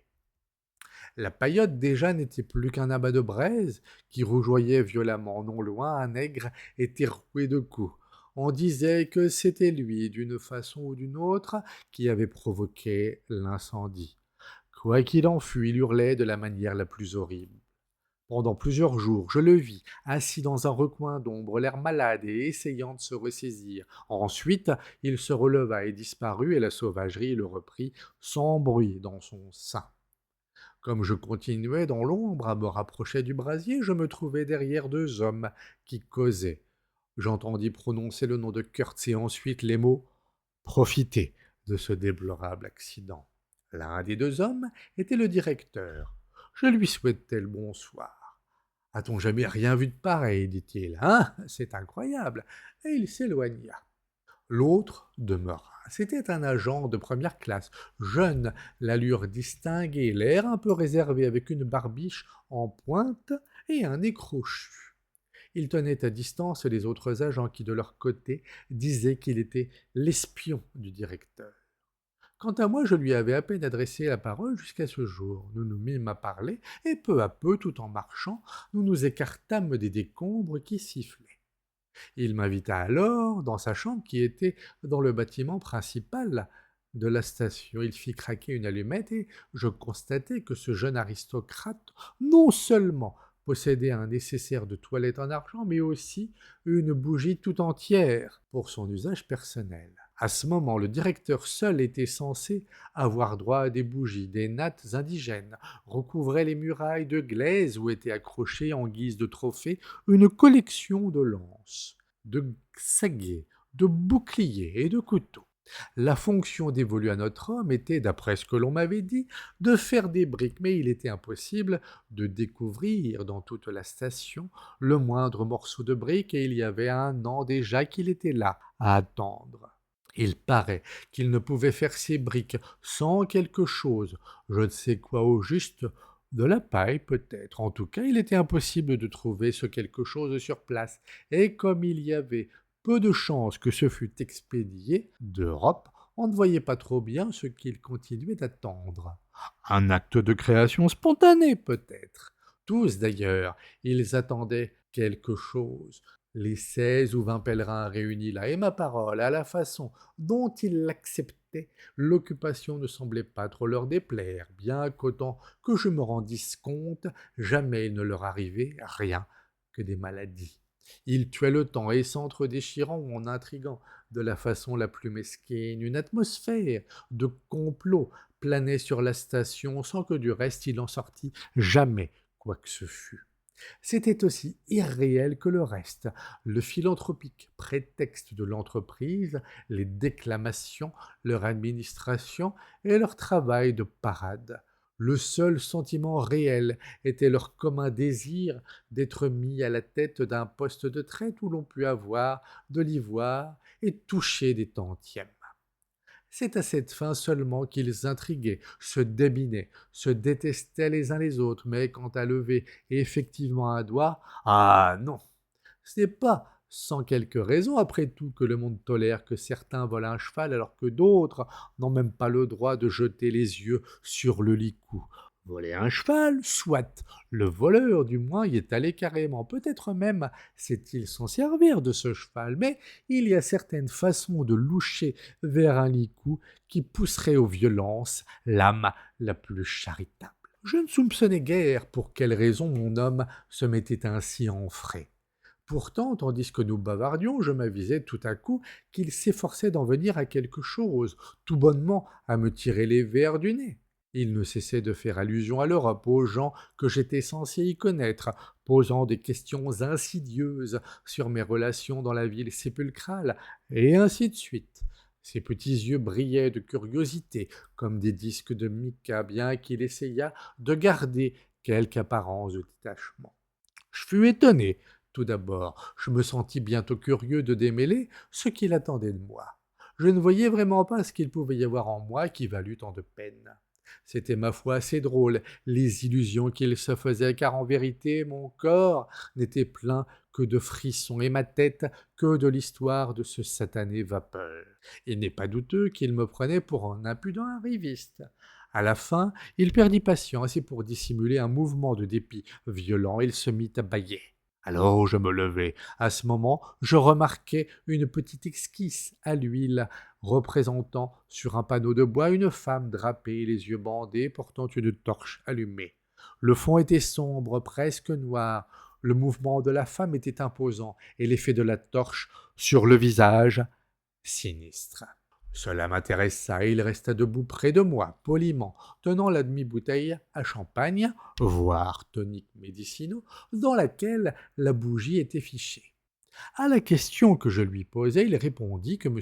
Kurtz avait peint cela dans cette même station, il y avait un peu plus d'un an, en attendant les moyens de regagner son poste. « Je vous en prie, fis-je, dites-moi qui est ce M. Kurtz. » Le chef de station de l'intérieur, répondit-il d'un ton bref et en détournant les yeux. Bien obligé, dis-je en riant. Et vous, vous êtes le briquetier de la station centrale. Chacun sait cela. Il demeura un instant silencieux. C'est un prodige, dit-il enfin. Il est l'émissaire de la pitié, de la science, du progrès, du diable. Et brusquement, il se mit à déclamer.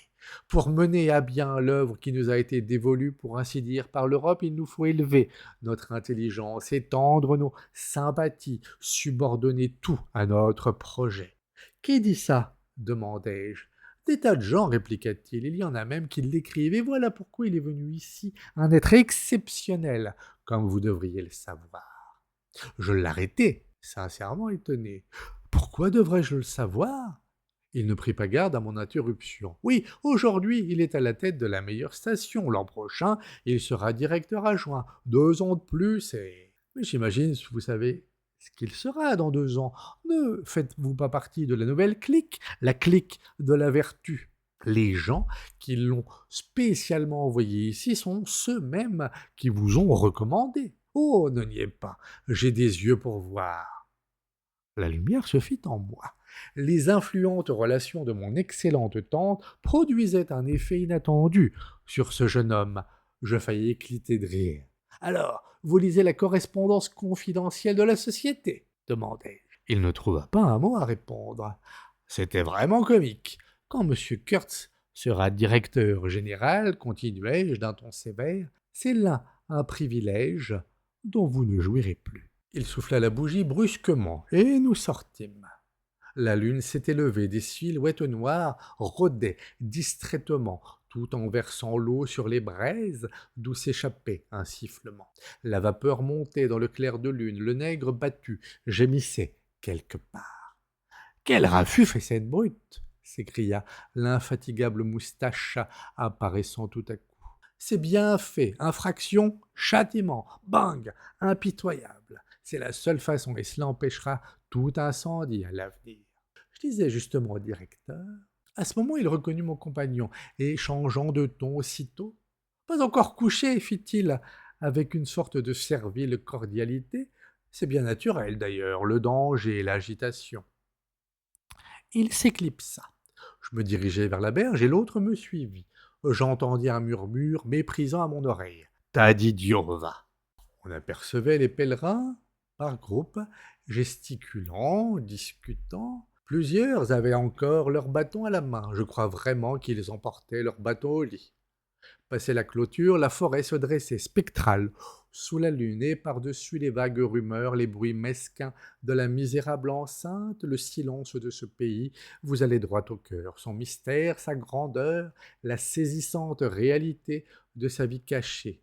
Le nègre meurtri se lamentait faiblement quelque part tout près de nous, et ensuite il y eut un soupir si profond que je pressai le pas. Une main à ce moment-là se glissa sous mon bras. Mon cher monsieur, je tiens à être bien compris, surtout par vous qui rencontrerez monsieur Kurtz longtemps avant que je n'aie ce plaisir. Je ne tiens pas à ce qu'il se fasse une fausse idée de mes dispositions.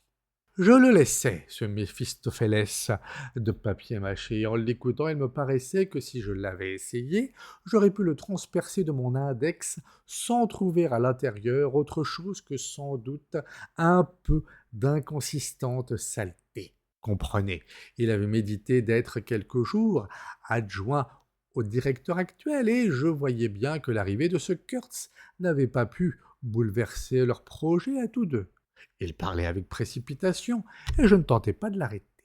J'avais les épaules appuyées contre l'épave de mon vapeur, hissé sur la berge, comme la carcasse de quelque énorme animal fluvial. L'odeur de la boue, des premiers âges, remplissait mes narines. La noble tranquillité de la forêt primitive était devant mes yeux, et il y avait des taches luisantes sur l'eau noire de la crique. La lune avait répandu sur toute chose une mince couche d'argent, sur l'herbe raide, sur la boue, sur la muraille de végétation entrelacée qui jaillissait plus haute que la muraille d'un temple, sur le grand fleuve lui-même dont, par une brèche obscure, je voyais couler, étincelant, l'ample courant, sans murmure. Tout était grand, attentif, silencieux, cependant que cet homme se répandait en paroles sur lui-même. Et ce calme sur le visage de l'immensité qui nous regardait, je me demandais si c'était une supplication ou une menace. Qui étions-nous pour nous être fourvoyés là? Allions-nous soumettre cette chose muette ou être soumis par elle? Je sentis combien énorme, démesurément énorme était cette chose qui ne pouvait parler, et peut-être était sourde aussi. Qu'y avait-il en elle? J'en voyais bien sortir un peu d'ivoire, et j'avais entendu dire aussi qu'elle contenait M. Kurtz. Dieu sait qu'on me l'avait assez corné aux oreilles. Malgré tout, aucune image ne se faisait en moi, pas plus que si l'on m'eût dit qu'un ange ou un démon s'y abritait. J'y croyais, comme certains, que Mars est habité. J'ai connu autrefois un voilier écossais qui croyait dur comme fer qu'il y avait des hommes sur Mars. Si vous vous demandiez de quoi ils avaient l'air ou comment ils se comportaient, ils devenaient discrets et marmottaient quelque chose à propos de marcher à quatre pattes. Mais si vous faisiez mine de sourire, ils vous proposaient tout de suite, bien que ce fût un homme de 60 ans, de mettre bas la veste. Je n'aurais pas été jusqu'à me battre pour monsieur Kurtz, je faillis bien, cependant, aller en son honneur jusqu'au mensonge. Vous savez, si je hais, si j'exècre, si je ne puis supporter le mensonge, non que je sois plus droit qu'aucun autre, mais le mensonge m'épouvante. Il y a en lui un goût funèbre, un relent de mort qui me rappelle ce dont j'ai le plus horreur au monde, ce que par-dessus tout je tiens à oublier. Le mensonge me rend malade et me donne la nausée, comme ferait de mordre dans quelque chose de pourri. Question de tempérament, je suppose, et pourtant je frisais bel et bien le mensonge en laissant ce jeune sot s'imaginer ce qui lui plut au sujet de mon influence en Europe. Oui, un instant, je ne fus plus qu'imposture moi-même à l'égal des pèlerins ensorcelés, simplement parce que j'avais le vague sentiment de venir en aide à ce Kurtz qu'en ce moment je ne me figurais pas, comprenez-vous. Il n'était qu'un nom pour moi. Je ne voyais pas plus l'homme derrière ce nom que vous ne le faites vous-même, car le voyez-vous l'histoire, voyez-vous quoi que ce soit? Je me fais l'effet d'essayer de vous raconter un rêve et de n'y pas réussir, parce qu'aucun récit de rêve ne peut rendre la sensation du rêve, ce mélange d'absurdité, de surprise, d'ahurissement dans l'angoisse qui se révolte, cette sensation d'être en proie à l'incroyable, qui est l'essence même du rêve. Il garda un moment le silence. Non, c'est impossible, il est impossible de rendre la sensation de vie d'une époque donnée de l'existence, ce qui en fait la réalité, la signification, l'essence subtile et pénétrante. C'est impossible. Nous vivons comme nous rêvons, seuls. Il s'arrêta à nouveau, comme s'il réfléchissait, puis ajouta: naturellement, vous autres, dans cette histoire, vous y voyez plus de choses que je ne faisais alors. Vous me voyez moi-même, que vous connaissez. L'obscurité était devenue si profonde que nous ne pouvions à peine nous distinguer les uns des autres. Depuis longtemps, déjà, assis à l'écart, il n'était plus pour nous qu'une voix. Personne ne soufflait mot. Les autres s'étaient peut-être assoupis. Mais je veillais et écoutais, épiant la phrase, le mot qui m'expliquerait l'indéfinissable malaise dégagé par ce récit qui semblait se façonner soi-même sans lèvres humaines pour lui donner forme dans l'air épais de la nuit et du fleuve. Oh oui, je le laissai aller, continuait Marlowe, et penser ce qu'il voulut des puissances qui étaient derrière moi. Voilà ce que je fais. Il n'y avait rien derrière moi, sinon ce pauvre vieux vapeur estropié contre lequel je m'appuyais tandis qu'il se répandait en paroles sur la nécessité pour tout homme d'avancer. Et quand on vient ici, voyez-vous, ce n'est pas pour bâiller à la lune. Monsieur Kurtz était un génie universel, entendu, mais même un génie peut mieux travailler avec des outils adéquats, des hommes intelligents.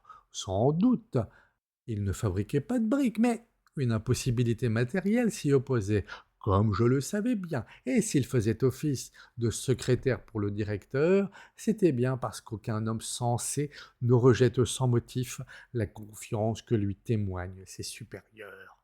M'en rendais-je compte? Oui, je m'en rendais compte. Que voulais-je dire de plus alors? Bon sang, ce que je voulais, c'était des rivets pour avancer mon travail et boucher ce trou. Et il y en avait des caisses là-bas, à la côte, empilées, éclatées, fendues. À chaque pas dans la cour de cette situation sur la colline, vous butiez contre un rivet égaré. Des rivets avaient même roulé dans le bosquet de la mort. Pour se bourrer les poches de rivets, il n'y avait qu'à prendre la peine de se baisser. Et ici, où ils étaient nécessaires, il n'y en avait pas un seul. Nous avions les tôles qu'il fallait, mais rien pour les assembler. Et chaque semaine, le courrier, un solitaire moricaud, son sac de lettres sur l'épaule, son bâton à la main, quittait notre station pour la côte. Et plusieurs fois par semaine, une caravane s'amenait de la côte avec des marchandises de traite, d'affreux calicots glacés qui vous donnaient le frisson rien qu'à les regarder, des perles de verre à 2 sous le quart, d'abominables mouchoirs de cotons à pois. Mais de rivet, point, alors que 3 porteurs eussent suffi à amener tout ce qu'il fallait pour remettre le vapeur à flot. Il devenait maintenant familier, mais j'imagine que mon attitude réservée dut l'exaspérer à la longue, car il jugea nécessaire de m'informer qu'il ne craignait ni Dieu ni diable, encore moins un simple mortel. Je lui dis que je n'en doutais pas, mais que ce que je désirais, c'était une certaine quantité de rivets qui était pareillement ce que M. Kurtz lui-même eût souhaité, s'il eût pu savoir ce qui se passait. Puisque des lettres envoyées chaque semaine à la côte, mon cher monsieur, s'écria-t-il, je n'écris que ce qu'on me dit. J'insistais. Pour un homme intelligent, il y a toujours moyen. Ses façons changèrent, il devint très froid et mit, sans transition, la conversation sur un hippopotame, se demandant si je n'étais pas dérangé par lui tant que je dormais à bord, car je ne lâchais mon épave ni de jour ni de nuit. Il y avait un vieil hippopotame dont c'était la fâcheuse habitude de gravir les berges et de rôder la nuit dans les terrains de la station. Les pèlerins, alors, avaient coutume d'effectuer une sortie en masse et déchargeant tous les fusils qui leur tombaient sous la main. Certains même avaient passé des nuits entières à l'affût. Tant d'énergie néanmoins avait été perdue. L'animal, me dit-il, doit avoir un charme qui le protège, mais il n'y a que les animaux dans ce pays dont on puisse dire cela. Aucun homme, me comprenez-vous, aucun homme ici n'a de charme pour le protéger. Il demeura un instant devant moi, dans le clair de lune, son nez délicatement crochu un peu de travers, ses yeux de mica luisants sans un battement de paupières. Sur son sec bonsoir ensuite, il s'éloigna.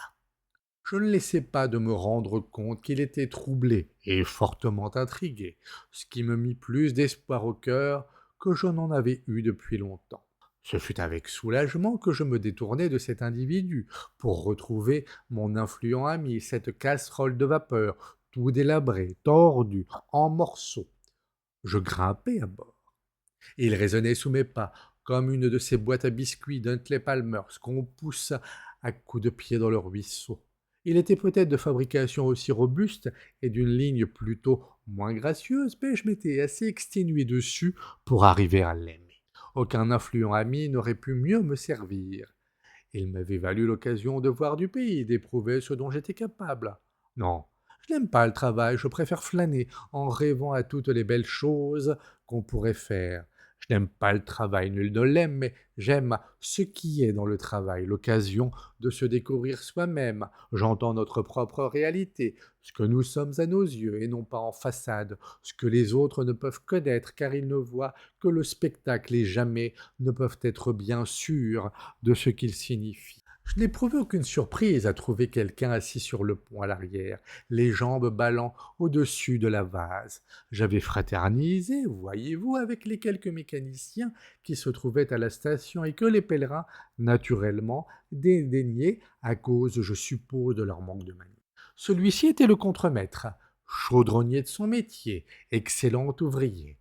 C'était un homme efflanqué, osseux, jaune de teint, avec de gros yeux expressifs. Son aspect était soucieux et son crâne aussi chauve que la paume de ma main, mais ses cheveux, en tombant, semblaient s'être raccrochés à son menton et avaient prospéré sur ce terrain nouveau car la barbe lui pendait jusqu'à mi-corps. Il était veuf, avec 6 jeunes enfants qu'il avait pour venir ici confier à une de ses sœurs. Et les pigeons voyageurs faisaient la passion de sa vie. Il était à la fois un enthousiaste et un connaisseur. En parlant de pigeons, il devenait lyrique. Sa journée terminée, parfois il quittait sa case pour venir me parler de ses enfants et de ses pigeons. En travaillant, quand il avait à ramper dans la vase sous la quille du bateau, il nouait sa fameuse barbe dans une espèce de serviette blanche qu'il apportait à cet effet. Elle était munie de boucles pour y passer les oreilles. Le soir, on le voyait accroupi sur la berge, rinçant avec grand soin son fourreau à barbe et l'étalant ensuite solennellement pour le faire sécher sur un buisson. Je lui allongeai une claque dans le dos en criant à tue-tête « Nous aurons dérivé !» Il fut sur pied d'un bond. « Dérivé ? Pas possible !» Comme s'il n'eût pu croire ses oreilles, puis à voix basse il ajouta « Vous, ah bah, je ne sais pourquoi nous nous conduisions comme des toqués. » Je posai un doigt au long de mon nez et hochai la tête d'un air mystérieux. « Bravo !» s'écria-t-il en faisant claquer ses doigts. Il leva la jambe. À mon tour, j'esquissai une gigue et nous nous mîmes à cabrioler sur le point de fer. Un vacarme affreux s'éleva de la coque, et la forêt vierge de l'autre côté de la crique en renvoya le roulement de tonnerre jusqu'à la station assoupie. Il dut faire se dresser quelques-uns des pèlerins dans leur tanière. Une forme noire obscurcit le seuil éclairé de la case du directeur, puis disparut, et au bout d'un instant, le seuil lui-même s'éteignit. Nous nous étions arrêtés, et le silence qu'avait dispersé le battement de nos pieds à nouveau reflua vers nous.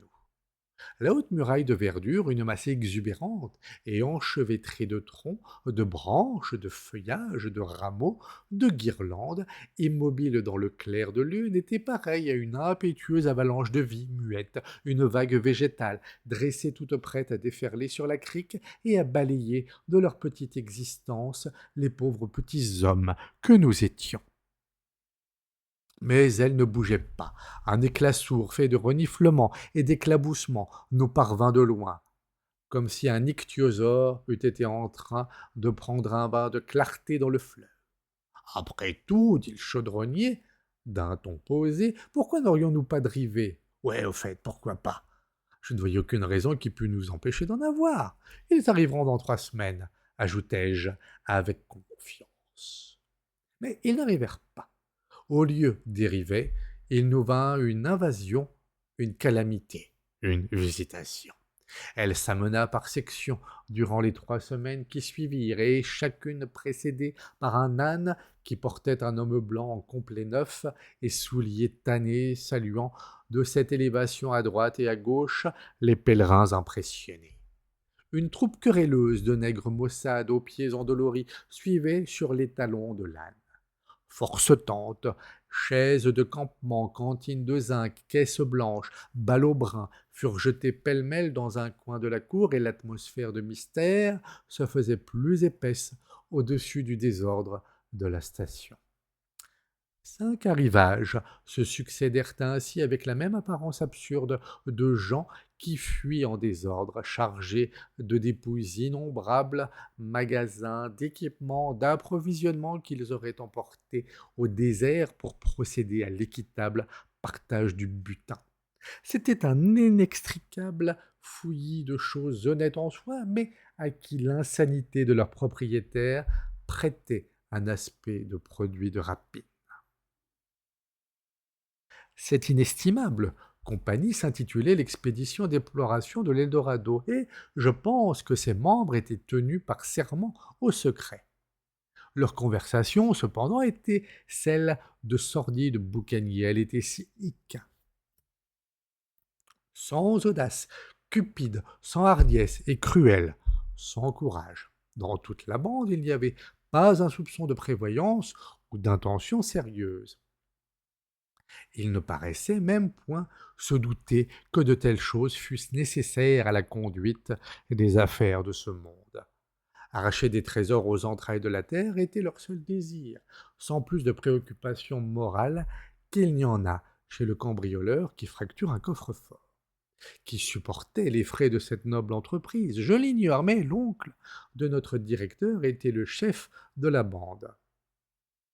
Extérieurement, il ressemblait à un boucher de quartier pauvre, et ses yeux avaient une expression de ruse somnolente. Il portait une panse grasse avec ostentation, sur des jambes courtes, et durant tout le temps que sa troupe infesta la station, il n'adressa la parole à personne, si ce n'est à son neveu. On les voyait se promener, du matin au soir, leurs têtes rapprochées, dans une conversation qui ne finissait jamais. J'avais cessé de me tourmenter à cause de ces rivets. La faculté de souci dont on est capable à l'égard de ce genre de misère est plus restreinte qu'on ne l'imagine. J'envoyais le tour au diable et laissais aller les choses. J'avais ainsi du temps de reste pour méditer, et parfois je donnais une pensée à Kurtz. Ce n'est pas qu'il m'intéressât vivement, j'étais curieux cependant de voir si cet homme qui était venu ici avec certaines idées morales arriverait à s'imposer malgré tout, et de quelle façon. Alors, il organiserait son affaire. Fin de la première partie.